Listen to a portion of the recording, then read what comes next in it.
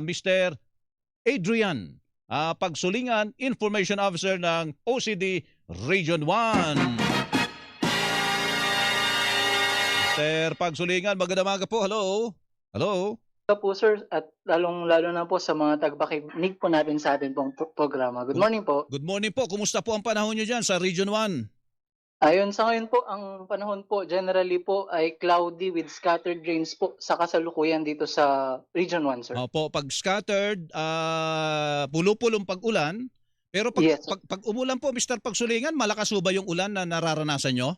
Pag ganon? Kahapon po sir, bandang mga hapon po ay may mga, lalo po dito sa may bandang La Union ay may malakas po yung bagsak po nung tubig po sir, Oh, ng ulan po. may pinapakita tayo dito. Sa lugar ba ito? Ayan Diyan sa inyong lugar ito. Teka, ano itong lugar po?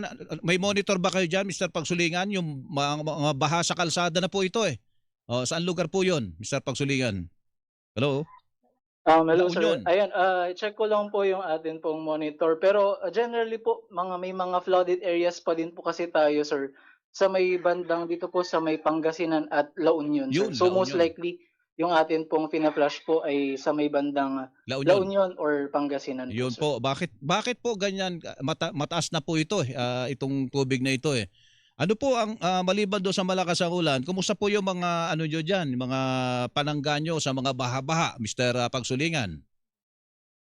And sir, kung dun po sa mga panangga po or dun sa ating pong mga flood controls, Mhm.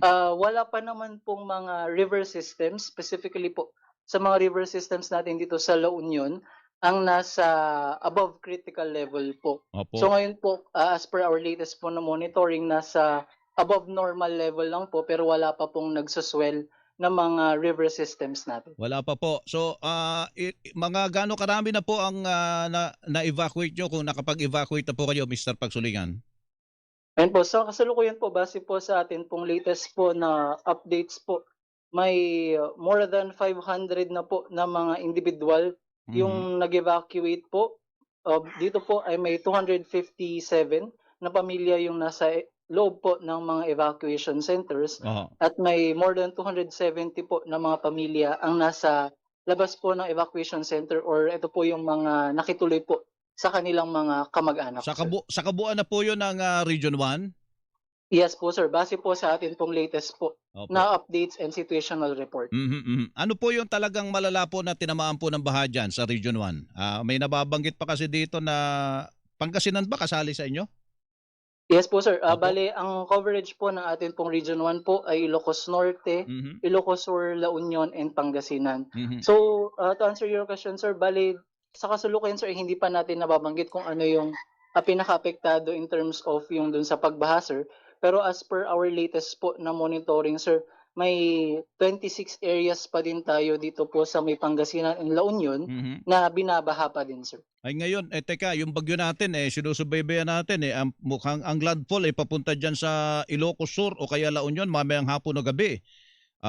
Tapos tatawirin ito ang hilagat gitnang Luzon hanggang bukas. Ano ho bang mga paghahanda niya ginagawa nyo dyan? Dahil yung nararanasan yung ulan, hindi pa ho yan yung pwede natin sabihin na pinakamatindi. Baka wag naman pag naglandfall yung bagyo po, baka mas malala po ang mangyari. Ano po ang mga paghahanda nyo po dyan, Mr. Pagsulingan? Yes po, sa kasalukuyan sir, ang atin pong Regional Disaster Risk Reduction and Management Council 1, Opo. Emergency Operations Center ay nakataas pa din po ng Blue Alert status po para sa mas pinaigting po ng monitoring communication po. Activated na din po ang mangilan-ilan po sa atin pong mga response clusters na kung saan po ito po yung mga magbibigay sa atin. Ito po ay may mga naka-standby na na mga resources na ready to augment sa mga pangangailangan po ng atin pong mga local government units. Base naman po sa atin pong komunikasyon, ang atin pong mga Provincial Disaster Risk Reduction and Management Offices, even po our local DRRM offices po sir, ay nakahanda na po na magbigay ng tulong po sa atin pong mga kababayan sir. Okay, sige po. Mr. Pagsulingan, mag-ingat po kayo dyan. Salamat po sa inyong panahon at sa inyong ulat na ito. Magandang umaga po sa inyo. Gandang umaga po. Thank you po. Si Mr. Adrian Pagsulingan, Information Officer, OCD Region 1.